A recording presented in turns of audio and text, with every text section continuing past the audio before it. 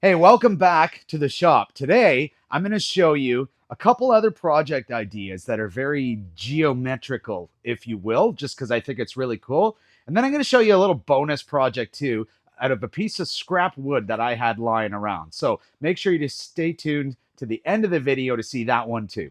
All right, now before we get into these projects, I'm going to show you some of the materials that I use for these projects first, just so you have an idea about what I'm working with. The first one here is, and this is one used for the smaller project at the end. So make sure to stick around for that one. It's just a very interesting one. I just thought it was really cool. This is walnut. So this is used in a variation of one of the projects that I'm going to show you, but also for the project at the end. This is just I believe this is 7/8 of an inch. The next one that I've used, and if you've watched my videos before, you've seen it, is cherry. So I've used some cherry in these projects as well, just small, thin pieces like this, ripped down, and they were literally scrap pieces that I had lying around. This one here, not sure if you can see it, but there's a seam. The last one that I used, and to me, it's a really unique wood. I love the look of it, is this wood here. This is maple. It's actually known as a spalted maple. It's a very unique characteristic. And this is only about 1/2 of an inch thick because I didn't need any thick pieces for one of these projects. So it's just a really cool material. Now, even though I'm using walnut, cherry, and maple, or spalted maple, I should say, you don't have to use these. For all of these projects, you'll be able to build them with whatever materials you want. It really doesn't matter. It could be pine. It could be 2x4 spruce. It really doesn't matter.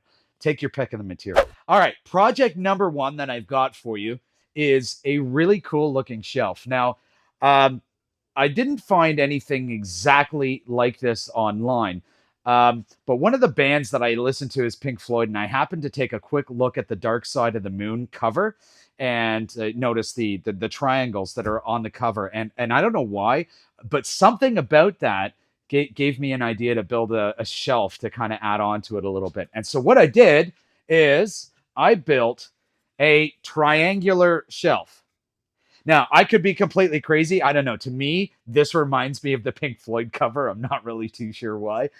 Um, this is a super easy project to build. And with this project, I only used basic tools. So in actuality, on this, I used the table saw. That was the primary tool that I used. I also used my orbital sander to get that nice, smooth finish. And then for hanging this up, I used a router, and I'll show you that in a second. So those are the only tools that I used for this project. So it was a super simple build. So let me show you this just a little bit more. All right, now looking at this, I'm going to flip this thing around. Now, the first thing that you're going to notice on the backside of what I used the router for, and this is the only thing that I used the router for, was a keyhole right here. And the purpose of that keyhole is to be able to put a screw into the wall in a drywall plug or into a stud, whatever it is. And then you can take this, slide it over top, and then slide it down, and it locks it into place. And the reason why I chose keyhole for mounting this is because of the thickness of this. All the weight is going to be on the outside. So it's essentially going to be pulling down like this. So that keyhole hanging piece was really important to make sure was in place. If we look at all of these pieces are the exact same size and the exact same angle. So if we look on the length from here to here is 10 inches. And each of these are cut at a 30-degree angle here and a 30-degree angle here. And so every piece along here is cut at a 30-degree angle. So is this one. Same here, same here. And the reason for that is because geometrically, when we look at a triangle is a total of 180 degrees. So because of that, that means that each of these angles is going to be 60 degrees. So because we have different pieces that we're attaching together, we take that 60 degrees and divide it by 2, and that's what tells us the 30-degree angles for each of these. So the way that I did this is, again, 10 inches long, 30-degree cuts, and I did that for 3 pieces exactly the same, and then I fit one of them right into the other. So this one runs the top of this bottom piece all the way up to the top. This piece goes underneath that one all the way down to the corner. And then this one attaches to the inside of this one and then goes all the way to this corner. So it's the exact same pieces all the way around, but because of the same length and the same angle, that's what gives us our perfect triangle.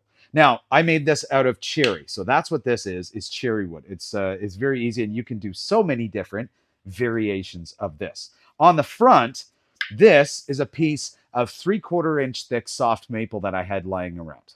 Okay. And so that's what I did on the front here. And to kind of keep with the whole theme of geometric, what I did is, again, using my table saw, I put a 45-degree cut on the ends of these pieces of maple, so that way it could kind of tie in and be almost opposite. Now, let me correct myself. I said 45 degrees. It's not. I lied. It's actually 30 degrees because I wanted it to be the exact same angle as everything else on this project. Now, the other thing that I did, because this shelf sticks out so much and it's the weight that it's going to bear, which is probably not going to be a lot anyways, is right here. What I did is I cut out 3/4 inch dado cuts on my table saw.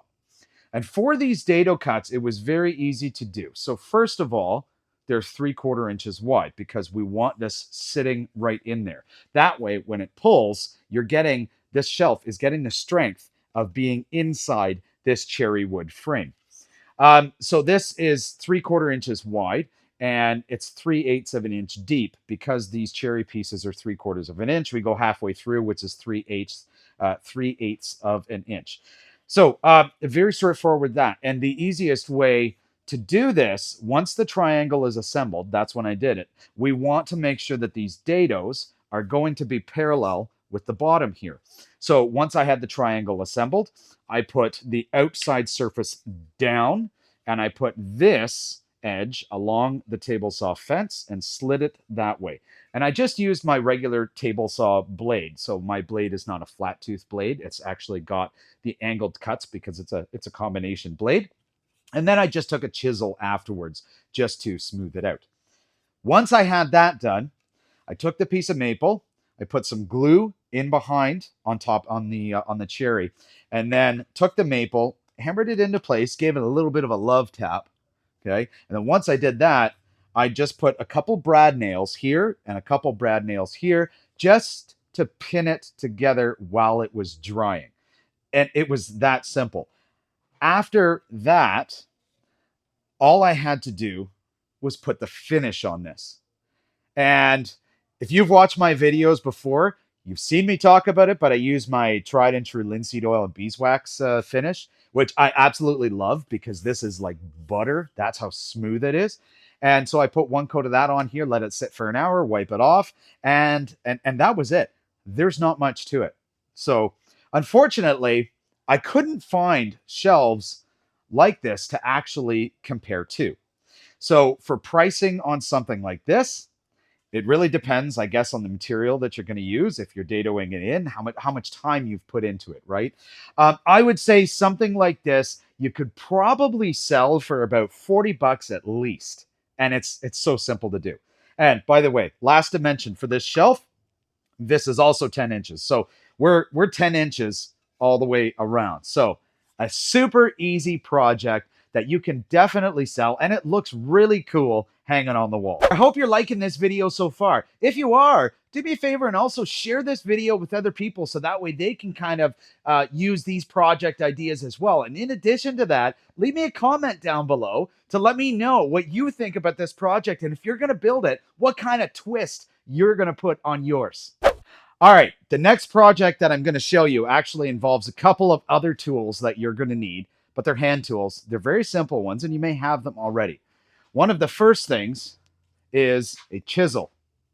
So I used a 3/4 inch chisel for this project. It's entirely up to you based on dimensions as to if you want to use a 3/4 inch. The other thing that is going to be a must-have is a square of some kind. So it could be one that looks like this or a combination square.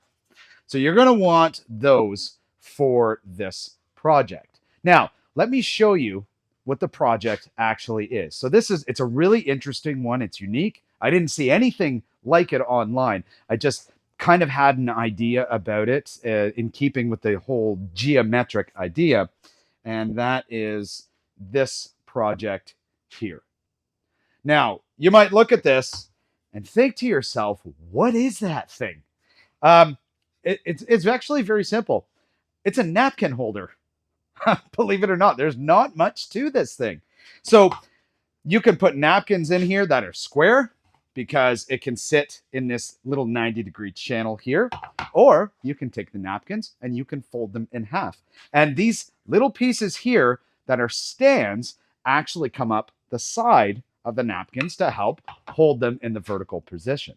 So where something like this, it could be really cool. So if you ever leave napkin holders on the table, something like this is ideal because it's a centerpiece. And that, at least that's the way I see it anyways. I'm not saying that it's a work of art, but it is really, really cool looking. All right, so let's dive into this project a little bit deeper. First thing to know about this, every single cut is a 45-degree angle. Very, very simple. I use the table saw for this.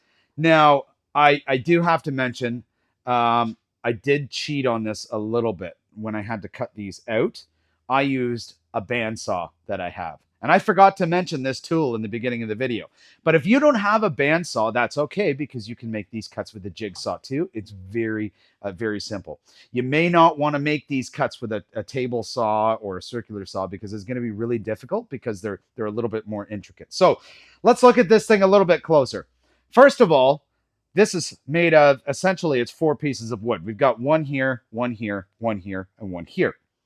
Okay. The first thing that I did with this is I took this piece of cherry, and it was just 2 pieces. They were about 7 inches long each. And I cut a 45-degree miter in the middle of them using the table saw with the blade tilted to the side at 45. And once I did that, I glued both of these together. I clamped them, and then I let those sit. Now, I used the clamping jig that I made a while back. I've got another video on that. So what I'll do is I'll post a link to that video up at the top so you can go and check it out if you want to know what angle jig that is that I used to clamp it. Once these were in the drying process, then I take these pieces here, which is the spalted maple. This is where the spalted maple comes in. Again, I just love the contrast of it. And same thing with these. First of all, I had these pieces that after I milled it down, they were about 5 inches wide. So that's what I went with for overall dimensions. And again, we're also 7 inches long here. So the dimensions here and on these pieces here, the length is almost the same. Once I had these pieces cut out, I did my 45-degree cut on the ends here. And then what I did is measured here to find center. So we're 5 inches. Center is going to be 2.5. And the pieces of cherry that I have here are 1 3/4 of an inch in width. So now that we've got a center mark on these pieces, we've got to find out how to get 1 3/4 directly in the center. Well, if we take 1 3/4 and divide it by 2, it's 7/8 of an inch on either side of our center line. So I lined up the 2 on my tape measure with that center line and then measured 7/8 in either direction, which gave me the overall dimension of 1 3/4 wide. Once I did that and got that measurement, I then had to look at measuring the depth here that we wanted to set this at. So this is cut back into the piece at 2.5 inches. So I did this on both sides, and I used my bandsaw to cut these out. Again, jigsaw will do the exact same thing. Once I had those pieces cut out, then I went back to the table saw again using my miter gauge, and I cut 45-degree angles here. So that way would keep it sitting flush. This would be completely vertical. So once I had those done, these pieces for the most part were finished. The next thing that I needed to do was to make sure that this, and this touched the bottom.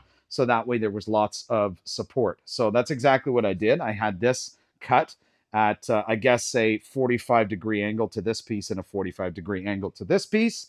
And then once I had that done, I knew everything was sitting flush.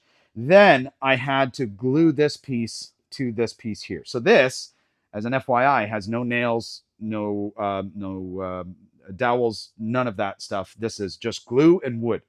And the reason that's all you need is because it's holding napkins. It's not like it's a lot of weight. So once I did that, Then I used my square to make sure that this piece is square with this piece. And then I measured the height from the bottom here to the tall side at 2 inches. And then as long as I was square here, I glued these into place.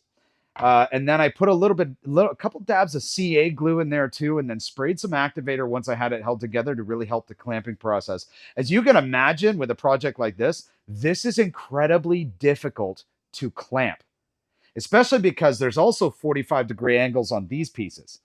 So it's not like I can go pressure from here to here, or there I can't really do pressure from here to here because then I'm going to ruin this edge.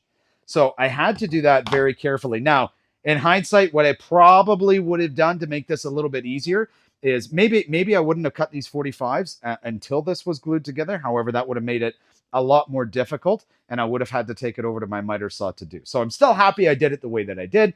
It was just a little bit of challenge. Now, let's talk price on this. Now, again, with this project, I wasn't able to find anything online to reference this in terms of what the cost might be. So a lot of the estimation for cost like on a project like this, if you're going to sell it, I'm going to estimate that based on the amount of time put in as well as the material that you use to build the project. So for this one here, I've used cherry and spalted maple. Where I am, the woods are a little bit more expensive. So that's going to put a bit of a price tag on it. This in total, not including the drying time of the actual joints here, was about an hour and 15 minutes to make just this one. So for something like this, because it's unique, I'm probably going to price something like this for around 50 bucks or so, give or take. Now, this is the way that I ended up finishing the project, but that is not the only one that I made. So I've got another one that I'm going to show you, and I didn't finish this one, but I'm going to show it to you because it is a variation and it gives a breakdown of the project. So for this one here, what I did is for this V shape in the middle, I used some walnut, and I decided to cut a 45 here and on the side, and this sitting at a 45 degree at a 90-degree angle. Sorry. Now I still used the spalted maple for the stand itself, but rather than having the miters separated like this, I took the miters and actually joined them together here. So this makes it a little bit more narrow. As you can see, it's not as big a footprint. So for smaller tables, a variation like this will work. Bigger tables, this one's definitely better. And then for this, what I started to do, and I never finished it, but this here would sit inside just like that. And that was it. There's not much to it. And again, have to clamp on both sides and whatnot. So when you're making this project, I mean, if you want to experiment with a variation of it, absolutely. This is the one that I went with ultimately just because I liked it a little bit better. This is another variation. Another idea for you.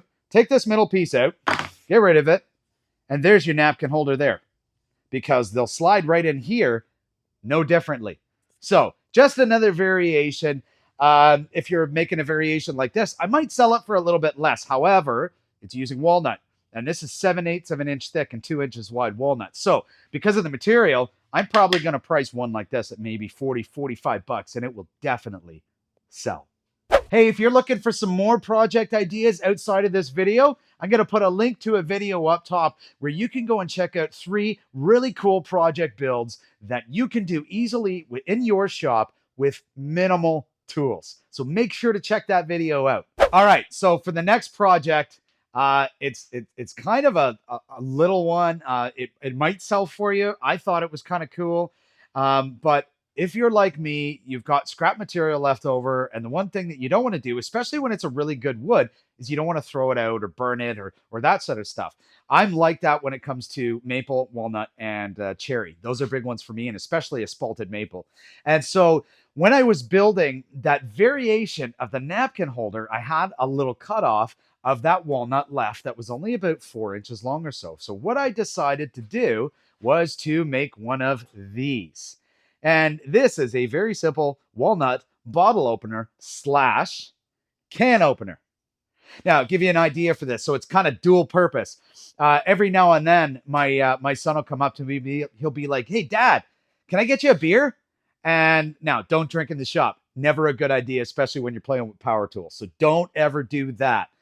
But if he wants to get me a beer, I'll say, sure, buddy, absolutely. You go get me a beer.